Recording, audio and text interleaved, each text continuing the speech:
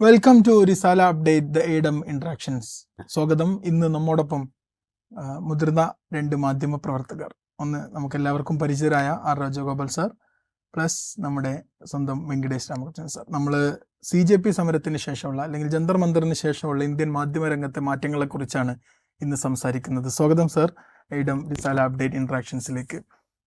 Sir, നമ്മൾ CJP സമരത്തിന് ശേഷം നമുക്കറിയാം, കഴിഞ്ഞ 12 വർഷത്തെ BJP ഭരണത്തിനിടയിൽ ഇത്ര തിരിച്ചടി അവരിതുവരെ അനുഭവിച്ചിട്ടില്ല. അതിൽ ഇന്ത്യൻ മീഡിയ അല്ലെങ്കിൽ മൊത്തത്തിൽ ജേർണലിസം വഹിച്ച ഒരു പങ്ക് പ്രധാനമാണ്. അപ്പം നമ്മൾ സാറിനെ സൂചിപ്പിക്കാറുള്ള അങ്കിൾ മീഡിയ എന്ന് പറയുന്ന ആ ഒരു കാറ്റഗറിയിലെ മീഡിയ മാറ്റി വെച്ച് കഴിഞ്ഞാൽ പ്ലസ് ഒരു പുതിയൊരു തരം ജേർണലിസം ഇവിടെ ഉടലെടുക്കുന്നുണ്ട് എന്ന് പറയുകയാണെങ്കിൽ, CJPയുടെ സമരത്തിൻ്റെ ജയത്തിന് അതുകൂടി കാരണമായിട്ടുണ്ട് എന്ന് പറയുകയാണെങ്കിൽ ശരിയാവും? അതുകൂടി കാരണമായോ എന്ന് നമുക്കറിയില്ല. പക്ഷെ തീർച്ചയായിട്ടും ഒരു വിഭാഗം ജേർണലിസ്റ്റ് അല്ലെങ്കിൽ ജേർണലിസം പ്ലാറ്റ്ഫോംസ്, നമ്മൾ അങ്ങനെ പറയുകയാണെങ്കിൽ എനിക്കൊണ്ട് നമ്മൾ ഈ മെയിൻ സ്ട്രീം എന്ന് ഇനിയും പറയാൻ പാടില്ല എന്ന് തോന്നുന്നു. കാര്യം മെയിൻ സ്ട്രീം എനിക്ക് തോന്നുന്ന ബാലൻസ് ഷിഫ്റ്റ് ചെയ്ത് കഴിഞ്ഞു. അപ്പോൾ അവർ തീർച്ചയായിട്ടും ഇതിനകത്ത് ഒരു ജേർണലിസ്റ്റിനെ തന്നെ ഒരു റീഇൻവെൻറ്റ് ചെയ്യുന്ന രീതിയിൽ പ്രത്യേകിച്ച് ഓൺലൈൻ മീഡിയ, പിന്നെ എടുത്ത് പറയേണ്ട പീക്ക് TV എന്ന് പറഞ്ഞ ഇത്, അപ്പോൾ അവർ തീർച്ചയായിട്ടും ചെയ്തിട്ടുണ്ട്.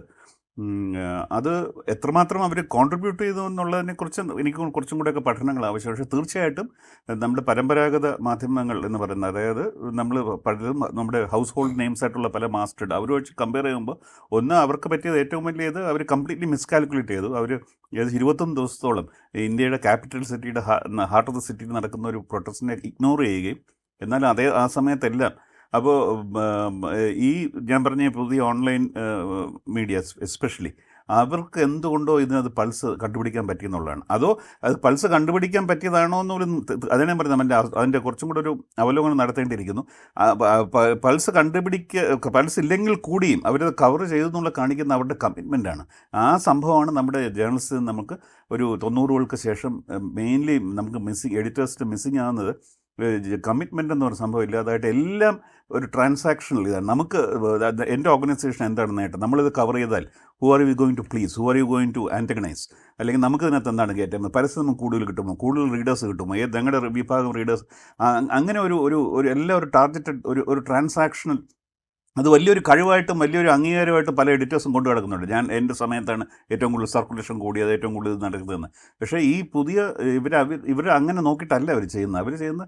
Is it a story, if it's a story we will cover it. അത് no matter whether who is going to get antagonise, ആരാണ് നമുക്ക് അതുകൊണ്ട് കൂടുതൽ പ്ലീസ്ഡ് ആവുന്നത്. ഈ ജന്തർ മന്ദറിൽ തന്നെ ഇപ്പോൾ പീക്ക് ടിവിയുടെ അഗർവാൾ എന്ന് പറഞ്ഞാൽ അദ്ദേഹം പറഞ്ഞ വളരെ പ്രധാനപ്പെട്ട കാര്യമുണ്ട്. ഈ ന്യൂ മീഡിയ മുഴുവൻ ഗോദി മീഡിയ തീർച്ചയായിട്ടും അവർ ഒരു കൈപ്പാടകലം നിർത്തി ചിലർക്ക് തല്ലും കൊടുത്തു എന്നുള്ള സത്യമാണ്. എന്ന് പറഞ്ഞാൽ അതിൻ്റെ അർത്ഥം ന്യൂ മീഡിയ മുഴുവൻ പൂർണ്ണമായിട്ട് എംബ്രേസ് ചെയ്തെന്നും അല്ല എൻ്റെ അർത്ഥം. അവരും ക്രിറ്റിസിസം ഫേസ് ചെയ്തിട്ടുണ്ട്. പക്ഷേ ആ ക്രിറ്റിസിസത്തിനെ വളരെ കൺസ്ട്രക്റ്റീവായിട്ട് നേരിടാൻ അവർക്ക് കഴിഞ്ഞു. അവർക്ക് അതിനുള്ള ഉത്തരങ്ങൾ കൊടുക്കാനും അവരുടെ പഴയ ചരിത്രം ഇവരോട് പറയാൻ ഞങ്ങളിതെല്ലാം ചെയ്യുന്നുണ്ടെന്ന് പറഞ്ഞ്, അതാണ് ഗോദി മീഡിയയ്ക്ക് മറ്റ് മെയിൻ സ്ട്രീം മീഡിയയ്ക്ക് കംപ്ലീറ്റ് അവർക്കൊന്നും പറയാനില്ല. അവരുടെ അടുത്ത് ഒരു ചോദ്യങ്ങൾ ചോദിക്കുമ്പോൾ വെറുതെ അവരെ തല്ലുക ചെയ്ത ആളുകൾ, പ്രൊട്ടസ്റ്റ് ഈ പുറത്തുള്ള നിൽക്കുന്ന അവിടെ ജനങ്ങൾ അവിടെ നിന്ന് പ്രതിഷേധിക്കുന്ന കുട്ടികളാണ്. ഇന്നിപ്പോൾ സ്നേഹപൂർവ്വ കോഴിക്കോട് പറയുന്നുണ്ട്, അത് സ്റ്റേജിൽ നിന്നല്ലേ വന്നത് ആളുകളുടെ ഇടയിൽ നിന്ന്. അവർ ചോദ്യങ്ങൾ ചോദിക്കുമ്പോൾ ഗോദി മീഡിയയ്ക്ക് ഉത്തരം പറയാനുണ്ട്. പക്ഷേ അതേസമയം പിക് TV പോലെയും മറ്റുള്ളവർക്കും അവർക്ക് ഉത്തരം പറയുന്നുണ്ട്. അപ്പോൾ അതിൻ്റെ അർത്ഥം ഇവർ അവരുടെ നേട്ടത്തിന് വേണ്ടിയല്ല അവരത് കവർ ചെയ്ത് ഇതൊരു വലിയൊരു ഒരു ഷിഫ്റ്റാണ് നമ്മുടെ ജേർണലിസ്റ്റ് മിഡ് 90s തൊട്ട് നമ്മൾ കാണുന്ന എല്ലാത്തിനും ഒരു റീസൺ വേണം. അതായത് ഇന്ത്യ പാകിസ്ഥാനെ തോൽപ്പിക്കുകയാണെങ്കിൽ അതൊരു വലിയ വാർത്തയാവുകയും, എന്തെങ്കിലും വശാൽ ഡ്രോ ആവുകയോ, അല്ലെങ്കിൽ നമ്മൾ വിചാരിച്ച രീതിയിൽ, അല്ലെങ്കിൽ നമ്മൾ ഇന്ത്യയിൽ പല ക്രിക്കറ്റ് കാണുന്നവരും വിചാരിച്ച രീതിയിൽ അതിൻ്റെ ഫലം വരികയില്ലെങ്കിൽ അതൊരു ഇതായിട്ട് സിംഗിൾ കോളമായിട്ട് മാറ്റുകയോ അല്ലെങ്കിൽ ഉൾ പേജുകളായിട്ട് മാറ്റുകയോ എന്ന് ഇങ്ങനത്തെ ഒരുമാതിരി ഇതാണ് ശരിക്കും അപ്പീസ്മെൻ്റ് എന്ന് പറഞ്ഞാൽ ഇതാണ്. അല്ല നമ്മൾ വെറുതെ പറയുന്നത് ഇതാണ് ഒരു മീഡിയയുടെ ഒരു വളരെ നേക്കഡായിട്ടുള്ള ഒരു അപ്പീസ്മെൻറ്റും. എന്ത് ചെയ്താലും what readers want we will give എന്ന്, അത് വാട്ട് റീഡേഴ്സ് വോണ്ടെന്ന് പോലും അവർ തന്നെ എഡിറ്റേഴ്സും ഈ മാനേജ്മെൻറ്റ് മോർ ദാൻ എഡിറ്റേഴ്സ് ഈ ബിസിനസ് എക്സിക്യൂട്ടീവ്സ് ആണ് തീരുമാനിക്കുന്നത്. അവർ തീരുമാനിക്കണം വാട്ട് റീഡേഴ്സ് വോണ്ട് അല്ലെങ്കിൽ വാട്ട് ദ ഓഡിയൻസ് വോണ്ട് എന്നുള്ളത്. എന്നിട്ട് അത് കൊടുക്കുകയാണ് ചെയ്തത്. അതിൽ നിന്ന് വലിയൊരു മാറ്റം വന്ന വലിയൊരു ചേഞ്ച് തന്നെയാണ്. ഇപ്പം ഇങ്ങനെയൊക്കെ പറയുമ്പോഴും നമുക്ക് വെങ്കടേഷ് സാർ, നമ്മൾ ഈ നമ്മൾ കാലങ്ങളായിട്ട് ജേർണലിസം എന്ന് പറയുന്ന ഒരു ഡിസിപ്ലിൻ ഉണ്ടായിരുന്ന ഒരു സിസ്റ്റം, ഒരു ഓതോറിറ്റേറിയനിസം, അതിൻ്റെ ഒരു ഹയറാർക്കി, ഇതൊന്നും ഇല്ലാതെയാണ് ഒരു ഡിജിറ്റൽ വേൾഡിൽ ഇതിങ്ങനെ ഇവോൾവ് ചെയ്തുകൊണ്ടിരിക്കുന്നത്. പക്ഷേ ഒരു ഒറ്റ ടൈമിൽ നമുക്ക് നമ്മുടെ രാജ്യത്തിൻ്റെ ഒരു നിർണായകമായ സമയത്ത് അങ്ങനെയുള്ളൊരു സിസ്റ്റം, ഒരു കെയോസ് സിസ്റ്റം എന്ന് പറയാൻ പറ്റില്ലെങ്കിലും പക്ഷെ അങ്ങനെയുള്ളൊരു സിസ്റ്റമാണ് നമുക്ക് രാജ്യത്തിൻ്റെ ഒരു ഡെമോക്രസിയെ സംരക്ഷിച്ച് നിർത്താൻ വേണ്ടി ശ്രമിക്കുന്നത്. അപ്പോൾ ആ ഒരു വൈരുദ്ധ്യം അവിടെ ഇല്ലേ അത് സത്യത്തിൽ? അത് വളരെ കോംപ്ലക്സ് ആയിട്ടുള്ള ഒരു കാര്യമാണ്. ഇപ്പോൾ തീർച്ചയായും ഇത് ഒരു ഗിവൺ സിറ്റുവേഷൻ, ഞാൻ മാധ്യമങ്ങളുടെ മാധ്യമങ്ങളുണ്ടാകുന്ന പലതരം മാറ്റങ്ങളെയും ഏറ്റക്കുറച്ചിലുകളൊക്കെ ഓരോരോ സമയത്തിൽ ഉണ്ടാകുന്ന ഒരു ഹിയർ ആൻഡ് നൗവിൽ സംഭവിക്കുന്ന ഒരു കാര്യമായിട്ടാണ് കാണുന്നത്. മാധ്യമങ്ങളുടെ പൊതു സ്വഭാവം എടുത്ത് പരിശോധിച്ച് കഴിഞ്ഞാൽ അതിൽ തീർച്ചയായും മാർക്സ് വളരെ പണ്ടേ, ഇപ്പല്ല, മാർക്സ് നൂറ്റാണ്ടുകൾക്ക് മുമ്പേ പറഞ്ഞതുപോലെ മാധ്യമങ്ങൾ എന്താണോ പ്രതിദാനം ചെയ്തത്, അവർ ഭരണവർഗത്തിൻ്റെ താല്പര്യമാണ് പ്രതിദാനം ചെയ്തത്, മുതലാളിത്തത്തിൻ്റെ താല്പര്യമാണ് അവർ പ്രതിദാനം ചെയ്തത്. പക്ഷേ അതിനിടയിൽ കൂടെ തന്നെ പിന്നെ നമുക്ക് ഈ വളരെ പോസിറ്റീവായിട്ടുള്ള മാധ്യമ പ്രവർത്തനം നമ്മൾ ലോക മാധ്യമ ചരിത്രം എടുത്ത് പരിശോധിച്ച് കഴിഞ്ഞാൽ, ഇന്ത്യൻ മാധ്യമങ്ങളുടെ ചരിത്രം എടുത്ത് പരിശോധിച്ച് കഴിഞ്ഞാൽ ഒക്കെ കാണാൻ പറ്റും.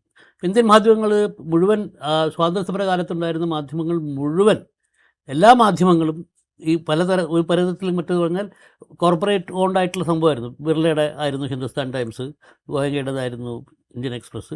അപ്പോൾ അവരുടെയൊക്കെ ഈ തരത്തിലുള്ള വാണിജ്യ വ്യവസായ താല്പര്യങ്ങൾ വളരെ കൃത്യമാണ്. പക്ഷേ സ്വാതന്ത്ര്യ സമരത്തിൻ്റെ ഭാഗമായിട്ടാണ് ഈ മാധ്യമങ്ങളെല്ലാം വളർന്നു വന്നതെന്നുള്ളതുകൊണ്ട് അവർക്ക് ഈ ഒരു സ്വാതന്ത്ര്യ സമരത്തിൻ്റെ ഒരു പക്ഷപാതം ഉണ്ടായിരുന്നു.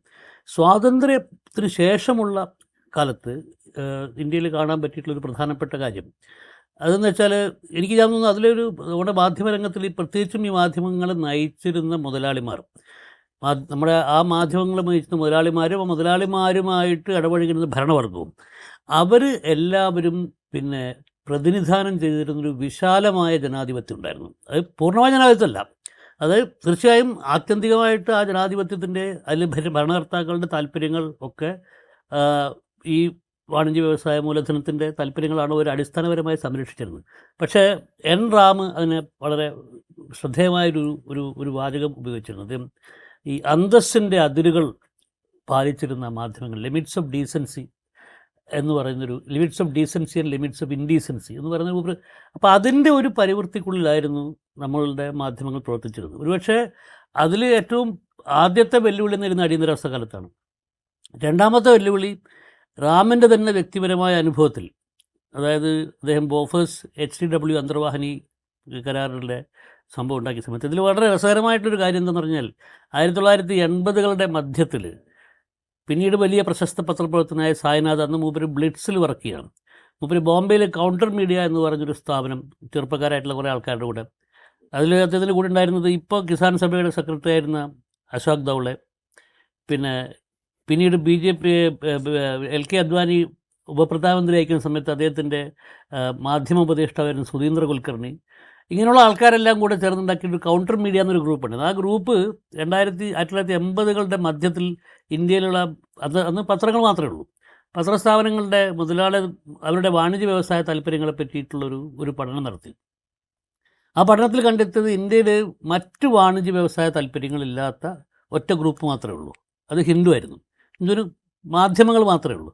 ഹിന്ദുസ്ഥാൻ ടൈംസിന് ഒരുപാട് കച്ചവടമുണ്ട്, ടൈംസ് ഓഫ് ഇന്ത്യക്ക് സിമെൻ്റ് ഉണ്ട്, അങ്ങനെ എല്ലാവർക്കും ഉണ്ട്. അപ്പോൾ എല്ലാവർക്കും മറ്റ് വാണിജ്യ വ്യവസായ താല്പര്യങ്ങൾ ഉള്ളതിനാൽ അവർക്കൊന്നും പൂർണ്ണമായ അർത്ഥത്തിൽ സ്വതന്ത്രവും നിഷ്പക്ഷവുമായ പത്രപ്രവർത്തനം നടത്താൻ പറ്റില്ല.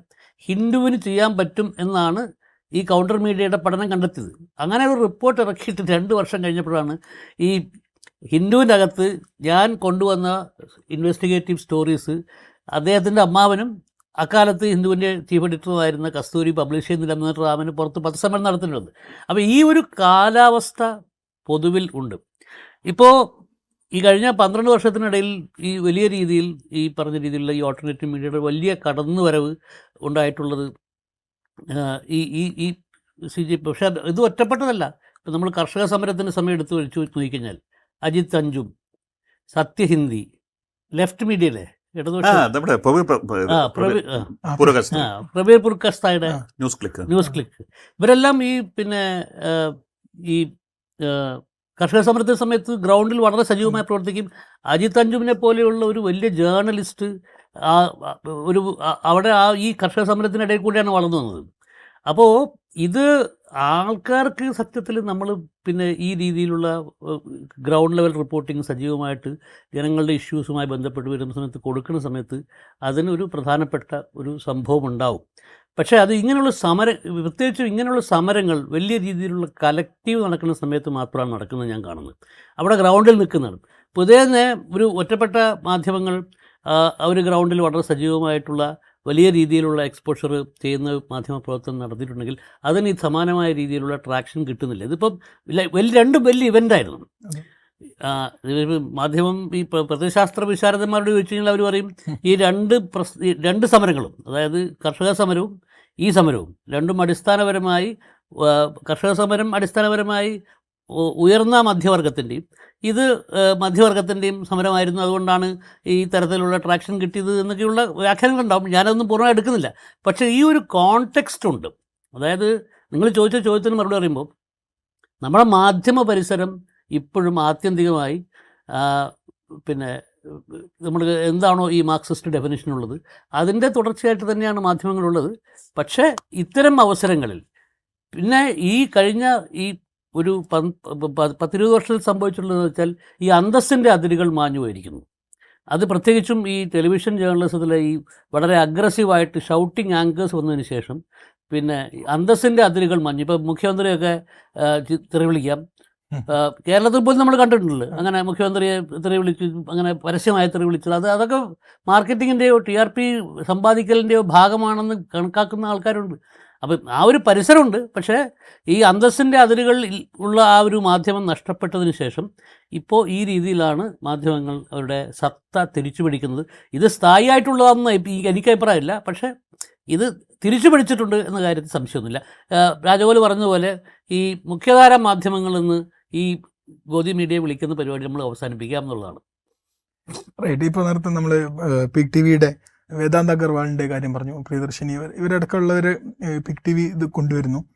അതേസമയത്താണ് ഇപ്പോൾ NDTVയുടെ ഒരു റീലോഞ്ച് ചെയ്യുന്ന സമയത്ത് അവിടെ കഴിയുണ്ടായി. ഇപ്പം നമ്മൾ മാധ്യമപ്രവർത്തകർ എന്ന് വിളിക്കുന്നവർ തന്നെ പല രൂപത്തിൽ ഇതിനെ ഏറ്റെടുക്കുന്നൊരു പ്രവണത. അപ്പം NDTV ഇവർ കോർപ്പറേറ്റുകൾ സ്വന്തമാക്കിയതിന് ശേഷം രവീഷ് കുമാർ അതിൽ നിന്ന് മാറി നിൽക്കുന്നു. ഒരുപാട് പേര് ഈ അടുത്ത് അവിടെ ഒരുപാട് പേരുടെ രാജി ഉണ്ടാകുന്നു. അപ്പം ആ രൂപത്തിൽ മാധ്യമപ്രവർത്തനത്തെ കണ്ട് ഇങ്ങനെ ഡിജിറ്റൽ സ്പേസിലേക്ക് വരുന്നൊരു വിഭാഗമുണ്ട്. പ്ലസ് ജോലി, സുരക്ഷിതത്വം, വലിയ പദവികൾ, ഈ ഗ്ലാമറസ് ലോകത്ത് നിന്ന് AI-യുടെ മീൻസ് ടെക്നോളജി കൂടുതൽ ഉപയോഗിക്കാൻ പറ്റുന്നത് ഇങ്ങനെയുള്ള സിസ്റ്റത്തിനകത്ത് നിൽക്കുമ്പോഴാണ് എന്നൊക്കെ പറഞ്ഞ് അങ്ങനെ തുടരുന്ന ആളുകളുണ്ട്. രണ്ടുപേരെയും സെലിബ്രേറ്റ് ചെയ്യുന്നുണ്ട് ഇന്ത്യൻ ജനത. പക്ഷേ ഇതിൻ്റെ ഒരു ഭാവി എന്തായിരിക്കും? ഇപ്പോൾ ഈ ഡിജിറ്റൽ സ്പേസുകളാണെങ്കിലും തന്നെ വരുമാനം അടക്കമുള്ള പരസ്യങ്ങളടക്കമുള്ള ഒരു പ്രശ്നം അവിടെ നിലനിൽക്കുന്നുണ്ടല്ലോ. ഇപ്പോൾ ഇൻസ്റ്റഗ്രാമിലൂടെയും ഫേസ്ബുക്കിലൂടെയാണ് വളർന്നു വരുന്നത്. അവർ ക്യാഷ് കൊടുക്കുന്നുണ്ട്.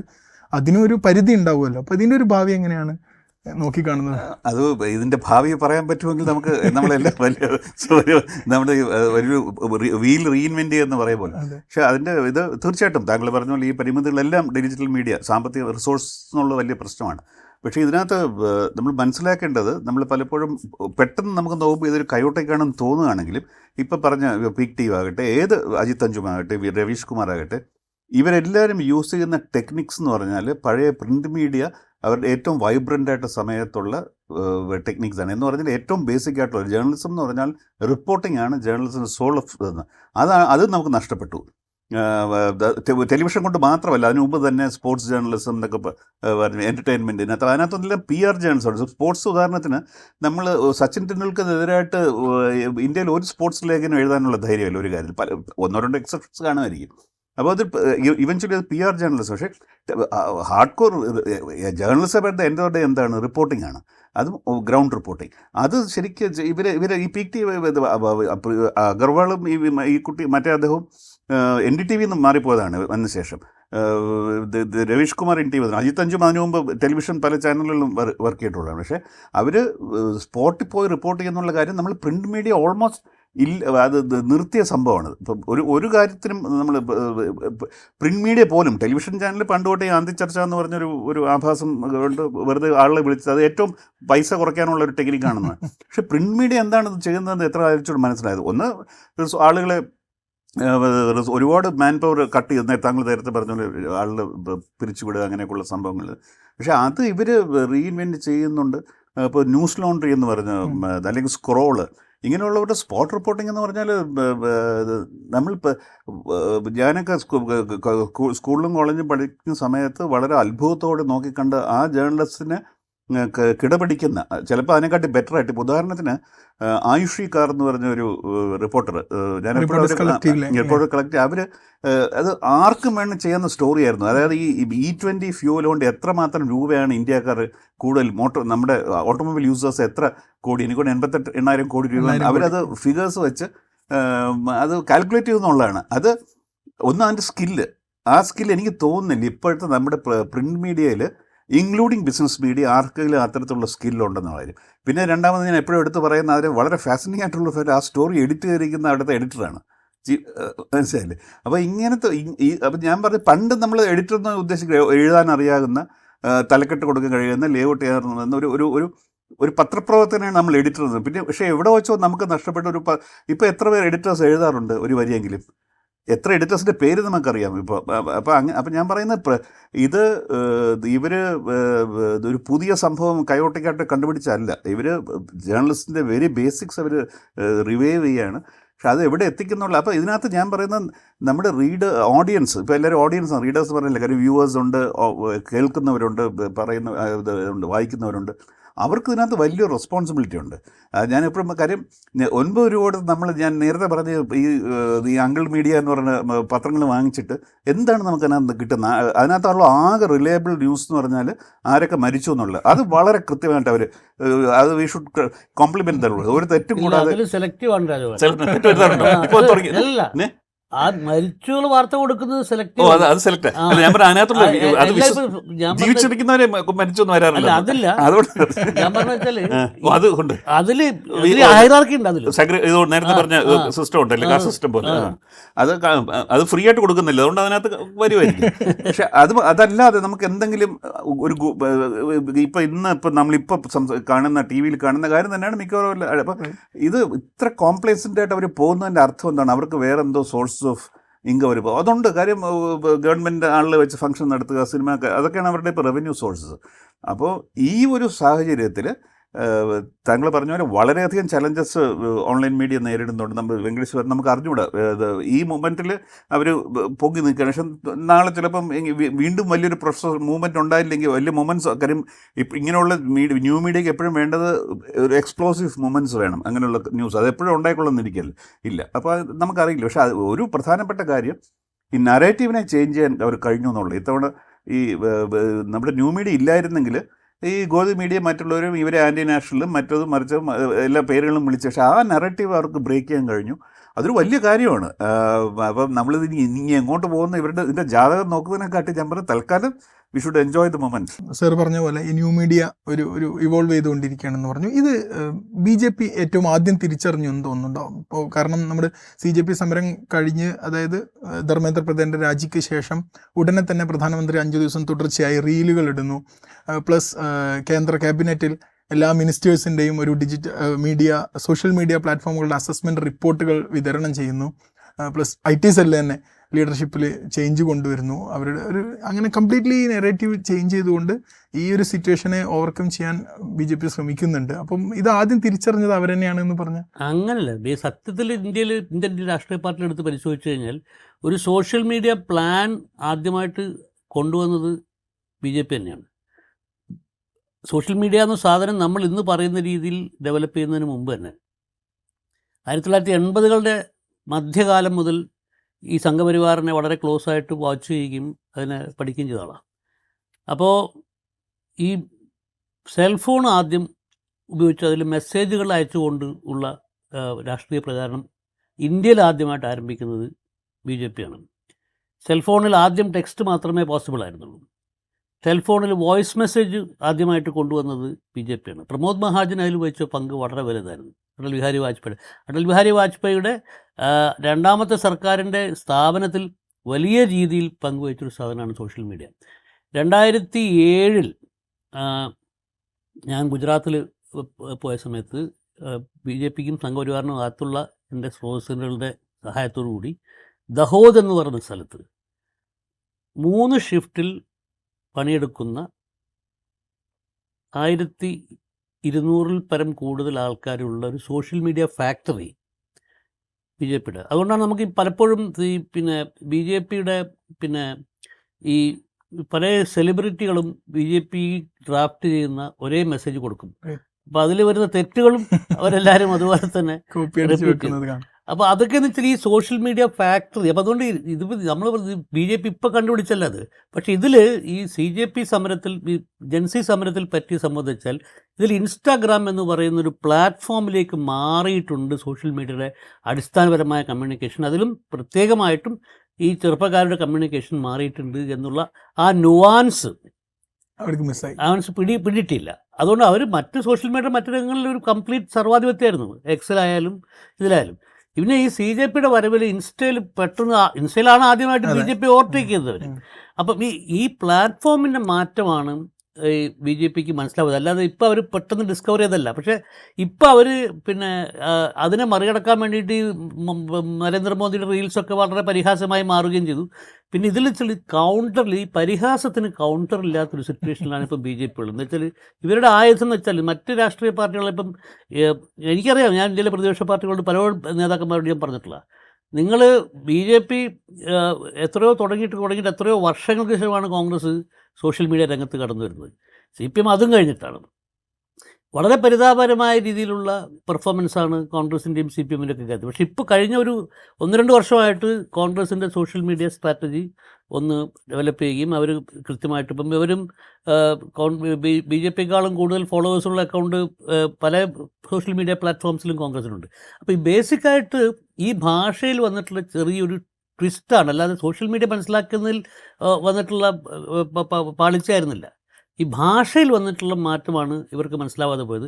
എനിക്ക് തോന്നുന്നു മിക്കവാറും ഈ BJPയുടെ സോഷ്യൽ മീഡിയ ഹെഡിൻ്റെ പണി പോകാനുള്ള പ്രധാനപ്പെട്ട കാരണം ഇതാണെന്ന് എനിക്ക് തോന്നുന്നു. എന്താ വെച്ചാൽ ഈ ട്വിസ്റ്റ്, ഈ ഷിഫ്റ്റ് മനസ്സിലാക്കാൻ വേണ്ടി പറ്റിയില്ല എന്നുള്ളത് കാരണമാണ് അദ്ദേഹത്തിന് ഇത്രയും കാലം 13 വർഷമായിട്ട് അദ്ദേഹം നയിച്ചിരുന്ന ഈ പരിപാടി അദ്ദേഹത്തിന് ഇല്ലാതെ പോയത് എന്ന് എനിക്ക് തോന്നുന്നു. പക്ഷേ പുതിയതായി വന്ന മേധാവികൾ, ദീപക് മിശ്ര അടക്കമുള്ള പുതിയ മേധാവികൾ എല്ലാവരും ചുമതലയേറ്റ ഉടനെ തങ്ങളുടെ പഴയ ട്വീറ്റുകൾ ഡിലീറ്റ് ആക്കുന്നു, ചിലരുടെ അക്കൗണ്ട് തന്നെ ഡീആക്ടിവേറ്റ് ചെയ്യുന്ന റിപ്പോർട്ടുകളൊക്കെ പുറത്തു വന്നിട്ടുണ്ട്. അല്ല, ബേസിക്കായിട്ടെന്ന് വെച്ചാൽ ഇവരുടെ പ്രധാനമായിട്ട് ഞാൻ കാണുന്നൊരു സംഭവം എന്ന് വെച്ചാൽ ഇവരുടെ ഭാഷയെ കൗണ്ടർ ചെയ്യാൻ വേണ്ടിയിട്ടുള്ള ഒരു സംഭവം ഇന്ത്യയിലെ മുതിർന്ന രാഷ്ട്രീയ നേതൃത്വത്തിന് മനസ്സിലായിട്ടില്ല. ഇവരുടെ ഭാഷ എന്ന് വെച്ചാൽ വളരെ യുണീക്കായിട്ടുള്ള വേറെ ലെവലിൽ കമ്മ്യൂണിക്കേറ്റ് ചെയ്യുന്ന ഭാഷ. അപ്പോൾ ഇതിൽ ചില വാക്കുകളൊക്കെ അവർ ഉപയോഗിക്കുന്ന നിർത്തിയെന്ന് കേട്ടത്. അതായത് ഈ പാർലമെൻറ്റിനകത്ത് MP-മാരൊക്കെ ഈ ഡെലുലു എന്നുള്ള വാക്കൊക്കെ ഉപയോഗിച്ചിട്ടുണ്ട്. അപ്പോൾ അവർ പരസ്പരം അവരുപയോഗിക്കുന്ന നിർത്തിയെന്ന് കേട്ടോ. ഞങ്ങൾ ഉപയോഗിക്കുന്ന ഭാഷ ഞങ്ങൾ ഉപയോഗിക്കില്ല. അപ്പോൾ അവരുടേതായിട്ടുള്ള പുതിയ ഭാഷ ക്രിയേറ്റ് ചെയ്യണം. അപ്പോൾ ആ ഒരു കമ്മ്യൂണിക്കേഷനിൽ അതുകൊണ്ട് തന്നെ ഈ ഇന്ത്യയിലുള്ള വലിയൊരു പൊളിറ്റിക്കൽ ചേഞ്ച് നടക്കാൻ പോകുന്നത് എൻ്റെ ഒരു തോന്നല്. ഞാൻ 10-40 വർഷമായിട്ട് പണ്ടെടുക്കുന്ന ഒരാളെന്ന് എനിക്ക് തോന്നുന്ന സംഭവം എന്ന് വെച്ചാൽ ഇന്ത്യയിലിപ്പം ഒരു വലിയ തരത്തിലുള്ളൊരു ചേണിങ് നടക്കുന്നുണ്ട്. ആ ചേണിങ് ഒരുപക്ഷെ വലിയ മാറ്റത്തിലേക്ക് പോവുകയും ചെയ്യും. അതിൻ്റെ നേതൃത്വത്തിൽ ഉണ്ടാവുക ഇവിടുത്തെ വ്യവസ്ഥാപിതമായ പ്രതിപക്ഷ പാർട്ടികളായിരിക്കില്ല എന്നാണ് എൻ്റെ ഒരു പൊളിറ്റിക്കൽ ഒബ്സർവേഷൻ. ഞാനത് കഴുത്ത് നീട്ടിക്കൊണ്ട് പറയുകയാണ്. സാറേ, ഇപ്പം സാർ നേരത്തെ പറഞ്ഞ ഫോളോ അപ്പിനെ കുറിച്ച് പറഞ്ഞു. അപ്പം ഇപ്പോൾ സ്കൂൾ ടീക്കരോ എന്നുള്ളൊരു ക്യാമ്പയിൻ CJP കൊണ്ടുവരുന്നു. അങ്ങനെ എല്ലാവരും അവരുടെ നാട്ടിലെ, അവരുടെ ഗ്രാമത്തിലെ സ്കൂളിൻ്റെ പരിതാപകരമായ അവസ്ഥകളൊക്കെ ഇങ്ങനെ റീലുകളിലൂടെ തുറന്നു കാട്ടുന്നു. അതിലൂടെ അവിടെ മാറ്റങ്ങൾ കൊണ്ടുവരുന്നു. അപ്പോൾ ഇങ്ങനെയുള്ള കാര്യങ്ങൾ, അതുപോലെ ഇപ്പോൾ കാർവാർ യാത്ര നടന്നുകൊണ്ടിരിക്കുകയാണ്. ആ സമയത്ത് കുട്ടികൾ കാണിക്കുന്ന വൈകൃതങ്ങളൊക്കെ ഇങ്ങനെ എക്സ്പോസ് ചെയ്യുന്ന ഒരു ശൈലി, അതായത് പരസ്യമായി എക്സ്പോസ് ചെയ്യാം. അതിപ്പോൾ പണ്ട് നമ്മൾ ഈ ടെലിവിഷൻ ഒക്കെ ആണെങ്കിൽ ബീപ്പ് സൗണ്ട് ഇടും. അതൊന്നും ഇല്ലാതെ അങ്ങനെ ഫിൽട്ടർ ചെയ്യാണ്ടാണ് ഇത് തുറന്ന് കാണിച്ചുകൊണ്ടിരിക്കുന്നത്. അപ്പം ഇങ്ങനെ എക്സ്പോസ് ചെയ്യപ്പെടുന്നത് മീൻസ് ഒരു വലിയൊരു ഐഡിയോളജിയെ തന്നെ എക്സ്പോസ് ചെയ്യപ്പെടുന്ന ഒരു സിറ്റുവേഷനും കൂടി നേരത്തെ സാർ പറഞ്ഞ ആ ഒരു ചേഞ്ചിലേക്ക് അത് സഹായിക്കുന്നു. അങ്ങനെ എത്തുകയാണെങ്കിൽ വളരെ നല്ലതാണ്. നമുക്കറിയില്ലേ, ഇപ്പം ഉദാഹരണത്തിന് ഇപ്പം ഇന്ന് ഞാൻ എൻ്റെ അടുത്ത് ചോദ്യം ചോദിക്കുന്നത് തന്നെ തെറ്റാണ്. കാര്യം എനിക്കിതിനെക്കുറിച്ച് ഞാൻ പറഞ്ഞ അങ്കിൾ ജനറേഷൻ. അപ്പോൾ ഇന്ന് ഈ നെഹബോറ ഇവിടെ വെച്ച് പറഞ്ഞ കാര്യങ്ങൾ, അപ്പോൾ അദ്ദേഹം പറഞ്ഞത് CJP ഇനി അവരുടെ എങ്ങോട്ടാണ് പോകുന്നതെന്ന് അവർക്ക് പോലും അറിയില്ല എന്ന് പറഞ്ഞാൽ അവരതിനെക്കുറിച്ച് സംഭാഷണം നടത്തിയിട്ടില്ല. അവർ ഈ ഒരു പ്രത്യേക ഒരു ഇഷ്യൂവിന് വേണ്ടി അവർ കോപ്പറേറ്റീവ് എന്നുള്ള സത്യമാണ്.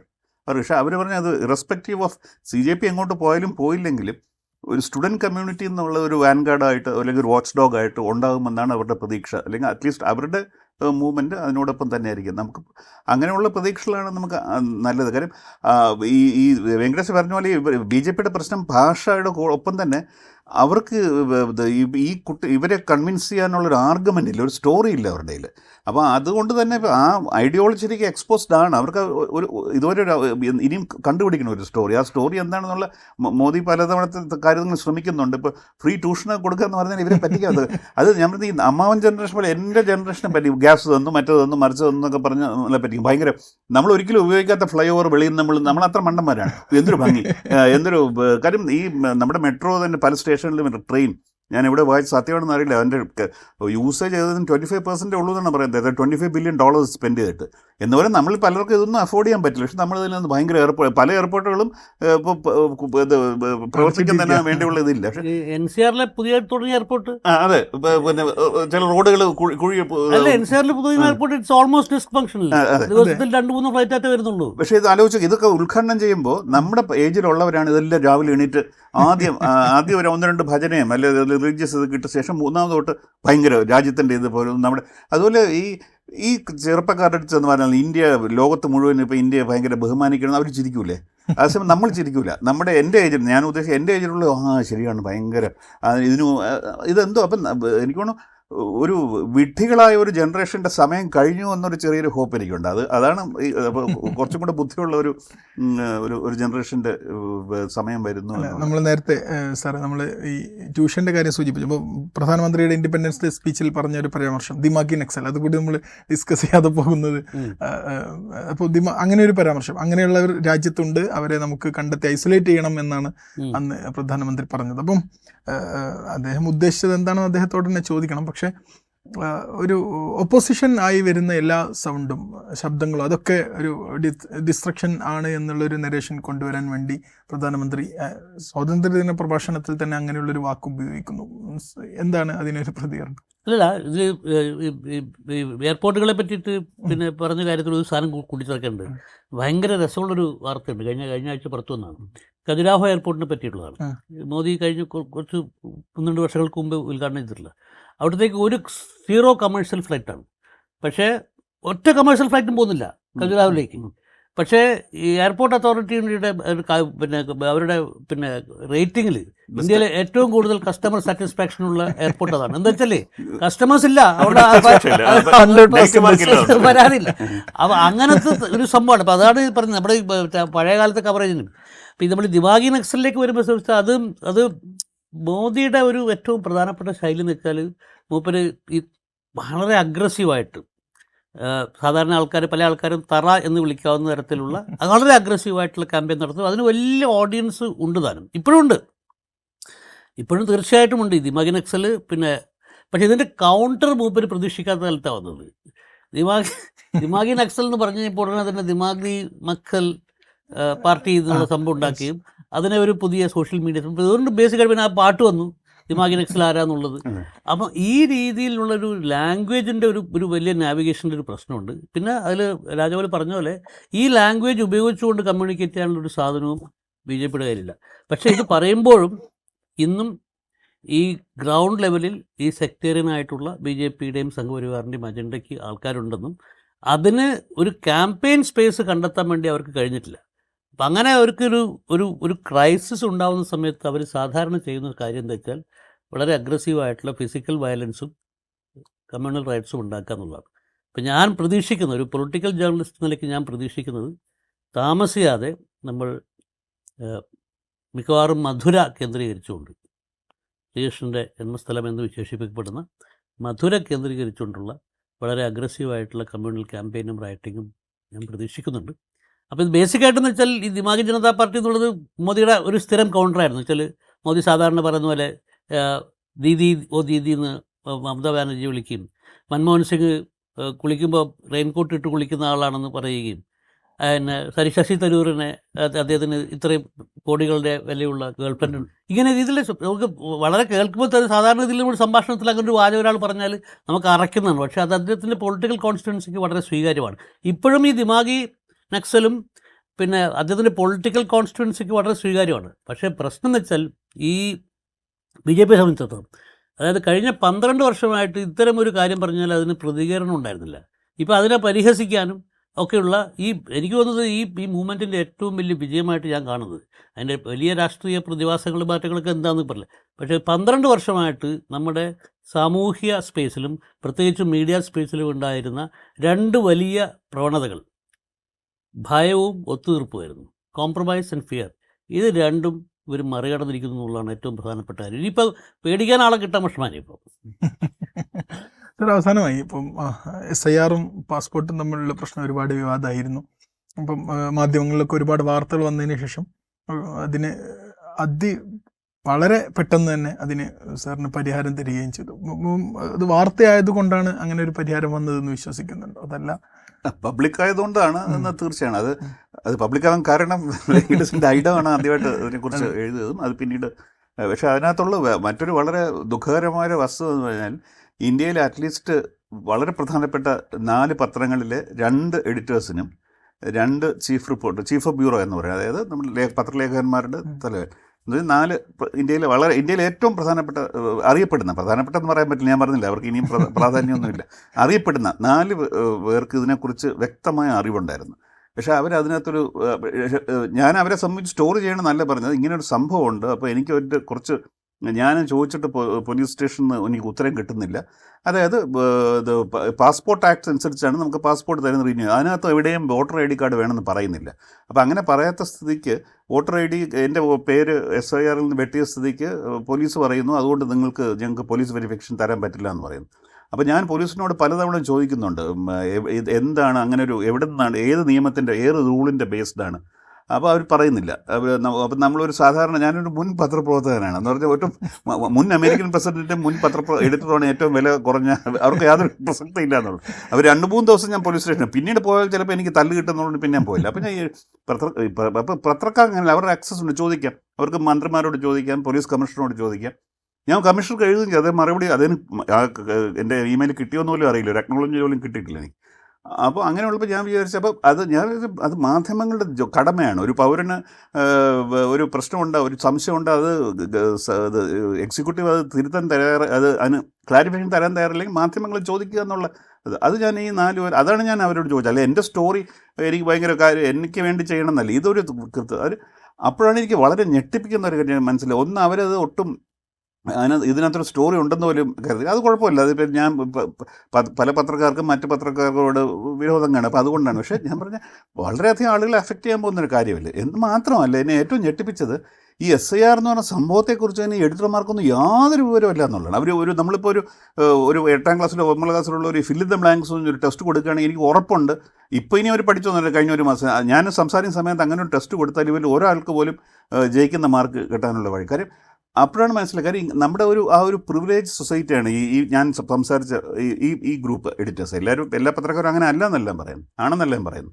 അപ്പോൾ അവർക്ക് ഉറപ്പുണ്ടായിരുന്നു, ഈ SIR അവരെ ബാധിക്കില്ല, 2 എന്തെങ്കിലും ബാധിക്കുകയാണെങ്കിൽ അവരുടെ കോൺടാക്ട്സ് വെച്ച് ശരിയാക്കാം എന്നുള്ളത്. അപ്പോൾ ഞാൻ ഇത് പറഞ്ഞാൽ ഇത്രയും ഡിസ്കണക്റ്റഡ് ആയിട്ടുള്ള അപ്പോൾ ഇത് വെച്ച് പറഞ്ഞപ്പോൾ പിന്നീട് എന്നെ കൽക്കട്ടയിലെ ഒരു വളരെ സീനിയർ ആയിട്ടുള്ള പത്രപ്രവർത്തകർ എനിക്കും കുറച്ച് സഹകാരം തന്നു. അവർ പറഞ്ഞു, നിങ്ങൾക്കിതൊന്നും അറിഞ്ഞുകൂടായിരുന്നു, നൂറ്റാണ്ടുകളായിട്ട് ഇന്ത്യയിലെ ഭൂരിഭാഗം ജനങ്ങളും ഫേസ് ചെയ്യുന്ന കാര്യങ്ങളാണ് ഇതൊക്കെ. റിജക്ഷൻ എന്നുള്ളത് ഇത് പാർട്ട് ആൻഡ് പാർസൽ ഓഫ് അത് ശരിയാണ് അവർ പറഞ്ഞത്.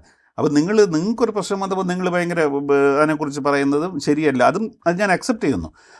പക്ഷേ ഇതിനകത്ത് പിന്നെ അതുപോലെ മീഡിയ കവറേജ്, ഇപ്പം മലയാള മനോരമ എഡിറ്റോറിയൽ എഴുതുന്നൊക്കെ ഒരുപാട് പേര് എൻ്റെ അടുത്ത് പറഞ്ഞു, നിങ്ങൾ എന്നിട്ടും മനോരമയെ പല കാര്യങ്ങളും ക്രിട്ടിസൈസ് ഉണ്ട്. പക്ഷേ ഞാൻ പറയുന്ന മനോരമയും ഈ ലെഗസി മീഡിയ എന്ന് പറയുന്നത്, ഞാൻ അങ്ങനെ പരമ്പരാഗത മീഡിയയെ കൈകാര്യം ചെയ്തത് ഒരു മലയാളിയുടെ പ്രശ്നം, അല്ലെങ്കിൽ ഒരു മുൻ എഡിറ്ററുടെ പ്രശ്നം, അല്ലെങ്കിൽ ഒരു രാജഗോപാലിൻ്റെ പ്രശ്നം എന്ന് പറഞ്ഞ് അങ്ങനെ അല്ല ചെയ്യേണ്ടത്. ഇപ്പോൾ വയർ, എയ്ഡം ഇങ്ങനെയുള്ള അവരാകെ ഒരു സ്റ്റോറി എന്നെക്കുറിച്ചുള്ളൂ. പിന്നീട് അവർ ചെയ്ത് ഇതിൻ്റെ പാർശ്വഫലങ്ങൾ, ഇപ്പോൾ സഞ്ജയ് ഹെഗ്ഡെ കൊണ്ട് അവർ കോളം എഴുതിക്കുക, ഇതെന്താണ് ഇതിൻ്റെ പമേല ഫിലിപ്പോസ് എന്ന് പറഞ്ഞ ആൾ എഴുതുക, ഇങ്ങനെ വളരെ സീരിയസ്. അതാണ് ശരിക്കും ജേർണലിസം. അല്ലാതെ ഈ പൈങ്കിളി കഥയല്ല, രാജഗോപാലിന് മോളുടെ കല്യാണത്തിന് പോകാൻ പറ്റിയില്ല, ഇതൊക്കെയാണ് ഇവിടുത്തെ വാർത്ത. അപ്പം ഞാൻ ഒരിക്കലും അങ്ങനെ പലരും പറഞ്ഞു നിങ്ങൾ വളരെ ഗ്രേറ്റ്ഫുൾ ആയിരിക്കണം, നിങ്ങൾ നന്ദിയില്ലാത്ത. ഞാൻ പറഞ്ഞു എനിക്കങ്ങനെ ഗ്രാറ്റിറ്റ്യൂഡ് ഒന്നുമില്ല. ഗ്രാറ്റിറ്റ്യൂഡ് ഉണ്ടെങ്കിൽ അത് ഇങ്ങനെയുള്ള വളരെ ഇത് എന്താണ് സീരിയസ് ഇഷ്യൂ മനസ്സിലാക്കി, അതായത് വളരെയധികം ആളുകളെ ബാധിക്കാവുന്ന ഒരു പ്രശ്നമാണ്, അതിനൊരു ക്ലാരിറ്റി വരുത്തുന്നത് മാത്രമാണ് ഉദ്ദേശിച്ചത്. അതുകൊണ്ട് മീഡിയ തീർച്ചയായിട്ടും ഈ ഗവൺമെൻറ് നേരത്തെ പറഞ്ഞ അവർ ഒരു നാണം ഈ തൊലിക്കെട്ടി ഭയങ്കരമാണെങ്കിലും ഈ സർക്കാരിന് എന്തുകൊണ്ട് ഈ ഹ്യൂമറും മറ്റു കാര്യങ്ങൾ അവരുടെ എന്തെങ്കിലും അതൊക്കെ സഹിക്കാൻ പറ്റുന്നില്ല. അപ്പം വെങ്കടേഷ് പറഞ്ഞ പോലെ ഒന്ന് ഒത്തുതീർപ്പും ഫിയറും മാറിയതിനോടൊപ്പം നമ്മൾ റീഡിസ്കവേർഡ് ഹ്യൂമർ ഇന്ത്യയുടെ ഒരു വളരെ വളരെ ശക്തിയായിരുന്നു ഈ ഹ്യൂമർ എന്നുള്ള കാര്യം. നമുക്ക് വളരെയധികം സെറ്റ് ബാക്ക് വരുമ്പോൾ എപ്പോഴും നമ്മളെ പലപ്പോഴും ജീവിക്കാൻ തന്നെ സഹായിക്കുന്ന ഹ്യൂമറാണ് അത്. പക്ഷേ എപ്പോഴും നമ്മൾ മറന്നുപോയി. അത് ഈ ജന്തർ മന്ദറിലൂടെ ഭയങ്കരമായ രീതിയിൽ നമുക്ക് ഒരിക്കലും കാര്യം ആ സർക്കാസം വർക്ക് ചെയ്യാൻ കാര്യം ആ ഹ്യൂമറിനകത്ത് ഒരു എലിമെന്റ് ഓഫ് ട്രൂത്തും കൊണ്ട് ഉണ്ടോന്നാണ്. അല്ലെങ്കിൽ വർക്ക് ചെയ്യില്ല. ഇതിനകത്ത് ഒരു എലിമെന്റ് ഓഫ് ട്രൂത്തും കൊണ്ടുണ്ട്. അത് വളരെ മനോഹരമായിട്ട് ഇവർ ഈ ജനറേഷൻ പുതിയ ജനറേഷൻ കൊണ്ടുവന്നുള്ളൂ. അതെല്ലാം പ്രധാനമന്ത്രി പുറത്തു വന്നുണ്ടോ റൈറ്റ് സാർ? അവസാനമായിട്ട് ഇപ്പം കഴിഞ്ഞ ദിവസം ഡൽഹിയിലെ നമ്മുടെ LOP രാഹുൽ ഗാന്ധി ആ പെല്ലറ്റ് അറ്റാക്കിൽ വന്ന സ്റ്റുഡൻറ്റിനെയും കൊണ്ട് കണ്ണോട്ട് പ്ലേസിലെ പോലീസ് സ്റ്റേഷനിൽ പോവുകയും അവിടെ ഇഷ്യൂ ഒക്കെ ആയത് ഇന്ന് വാർത്തയായിരുന്നു. അപ്പം ആ ഒരു ഇവൻ്റ് ഇന്ന് രാവിലെ മുതൽ ആ വിദ്യാർത്ഥിയുമായി സംസാരിച്ച അവസാനം വരെയുള്ള കാര്യങ്ങൾ ഒരു വ്ളോഗ് രൂപത്തിൽ രാഹുൽ ഗാന്ധി ഇറക്കിയിട്ടുണ്ട്. അപ്പം നമ്മുടെ പ്രതിപക്ഷം ഈ ഒരു നമ്മൾ പറഞ്ഞ ഭയം മാറിയ ഒത്തുതീർപ്പില്ലാത്ത ഈ പുതിയ ഭാഷയെ എങ്ങനെയാ? അല്ല, കോൺഗ്രസ് കഴിഞ്ഞ കുറച്ചു കാലമായിട്ട് ആ ഒരു ഭാഷയിലേക്ക് മാറുന്നുണ്ട്. കോൺഗ്രസ് സോഷ്യൽ മീഡിയ സ്പേസിൽ അവർ കുറേ കൂടെ പ്രൊആക്റ്റീവാണ് മറ്റ് പ്രതിപക്ഷ പാർട്ടികളെ അപേക്ഷിച്ച്. അക്കാര്യത്തിൽ യാതൊരു സംശയവുമില്ല. പിന്നെ ഈ പറഞ്ഞ രീതിയിൽ ഈ രാജഗോപാലിൻ്റെ വാർത്ത കവർ ചെയ്ത രീതിയെ പറ്റിയിട്ട് പറഞ്ഞത് എന്നുവെച്ചാൽ ഈ അന്തസ്സിൻ്റെ അതിരുകൾ എന്ന് പറഞ്ഞിട്ടുള്ളൊരു സാധനം ഞാൻ പറഞ്ഞില്ല. അത് എനിക്ക് തോന്നുന്നത് എൻറാം ഉണ്ടാക്കിയിട്ടുള്ളൊരു വലിയ മനോഹരമായിട്ടുള്ള നമ്മുടെ മാധ്യമപ്രവർത്തനത്തെ, എൻ്റെ ചരിത്രത്തെ അതിനെ അടയാളപ്പെടുത്താൻ പറ്റുന്നൊരു മനോഹരമായൊരു കോയിനേജാണെന്നാണ് ഞാൻ കണക്കാക്കുന്നത്. അത് ഇല്ലാതായി എന്ന് കാണിക്കുകയാണ് ഈ രാജഗോപാലിൻ്റെ വാർത്തയൊക്കെ ഇങ്ങനെ ഈ രീതിയിൽ റിപ്പോർട്ട് ചെയ്തത്. അതായത് ഇതിനൊരു ഹ്യൂമൻ ഇൻട്രസ്റ്റ് സ്റ്റോറി ആയിട്ടാണ് അവസാനമായിട്ട് ഇതിന് മാറ്റിയത്. ഇത് അതിനേക്കാളൊക്കെ വലിയ ഇഷ്യൂ ആണ്. ഇതുപോലെ ലക്ഷക്കണക്കിന് ആൾക്കാരുണ്ടെന്നുള്ളതും അതൊന്നും അതിൻ്റെ എന്താണ് അതിൻ്റെ ഇംപ്ലിക്കേഷൻസ് എന്നുള്ളതും അതൊന്നും ഒന്ന് അന്വേഷിക്കുക, വ്യാഖ്യാനിക്കുക എന്ന് പറഞ്ഞിട്ടുള്ളൊരു സാധനം ഇല്ല എന്നുള്ളതാണ് സംഭവം. പിന്നെ തീർച്ചയായും ഈ കോൺഗ്രസിൻ്റെ ഭാഗത്തുള്ള സോഷ്യൽ മീഡിയ കാര്യത്തിൽ ഇത് മാറിയിട്ടുണ്ട്. പിന്നെ ഈ പറഞ്ഞ രീതിയിലുള്ള ഗ്രൗണ്ട് ലെവൽ പൊളിറ്റിക്സിൻ്റെ ഒരു തിരിച്ചുവരവ് ആണ് ഈ ജന്തർ മന്ദർ പ്രക്ഷോഭം അടിവരയിട്ടത്. അത് ആം ആദ്മി പാർട്ടിയുടെ കാലത്ത് നമ്മൾ കണ്ടിരുന്നു. പിന്നീട് അത് ആം ആദ്മി പാർട്ടി തന്നെ അത് നഷ്ടപ്പെടുത്തി എന്നാണ് എനിക്ക് തോന്നുന്നത്. ഇപ്പോൾ കോൺഗ്രസ്സിൽ രാഹുൽ ഗാന്ധി എങ്കിലും ഇത് മനസ്സിലാക്കിയിട്ടുണ്ടെന്ന് തോന്നുന്നു. പക്ഷേ രാഹുൽ ഗാന്ധിയുടെ ഈ ഒരു ചെറിയ പ്രശ്നം എന്താണെന്ന് പറഞ്ഞു കഴിഞ്ഞാൽ അദ്ദേഹം ഈ ലെഗസി മീഡിയയുടെ കാര്യം പറഞ്ഞ പോലെ അദ്ദേഹം ഒരു ലെഗസി പാർട്ടിയുടെ നേതാവാണ്. അപ്പോൾ അതുകൊണ്ട് അദ്ദേഹം ഈ ഇത്തരത്തിലുള്ള ഈ ഗ്രൗണ്ട് ലെവൽ പോളിറ്റിക്സ് ചെയ്യുമ്പോൾ അതിനെ ഈ ജെൻസി ചെയ്തതുപോലെയുള്ള അത്രയും വിശ്വാസത്തോടുകൂടി അത്രയും ക്രെഡിബിലിറ്റിയോടുകൂടി സ്വീകരിക്കാൻ വേണ്ടി സാധാരണ ജനങ്ങൾ തയ്യാറാവില്ല. അതിലൊരു ഡ്രമാറ്റിക്സിൻ്റെ നാടകത്തിൻ്റെ ഒരു അംശമുണ്ട് എന്ന് എല്ലാവരും തോന്നിപ്പോന്ന് വെച്ചാൽ ഈ പാർട്ടിയാണ് ഈ സംഭവങ്ങളൊക്കെ ഉണ്ടാക്കേണ്ട ഒരു പാർട്ടി. അപ്പോൾ അതുകൊണ്ട് ഈ ലെഗസി പാർട്ടി, ലെഗസി മീഡിയ തുടങ്ങിയിട്ടുള്ള കാര്യങ്ങൾക്ക് എല്ലാവർക്കും ഒരു കാലം അത്ര ഒരു പൂർണ്ണമായിട്ടും ശരിയെന്ന് തോന്നുന്നില്ല. റൈറ്റ്. കൺവെൻഷനൽ മാധ്യമങ്ങളുടെ പ്രസക്തി തന്നെ പോയ ഒരു സാഹചര്യം പോലെയാണ്. അപ്പോൾ പുതിയ ഒരു ന്യൂ മീഡിയയുടെ അതിൻ്റെ ഒരു പരിണാമം രാജ്യത്തെ രാഷ്ട്രീയത്തിലൊക്കെ നമ്മുടെ മാധ്യമരംഗത്തിലൊക്കെ എങ്ങനെയാണ് സംഭവിച്ചുകൊണ്ടിരിക്കുന്നതിൻ്റെ വളരെ വിശാലമായ ഒരു താത്വികമായ അവലോകനമാണ് രണ്ടുപേരും നടത്തിയത്. Thank you sir for this talk and we will join soon. Thank you. Thank you.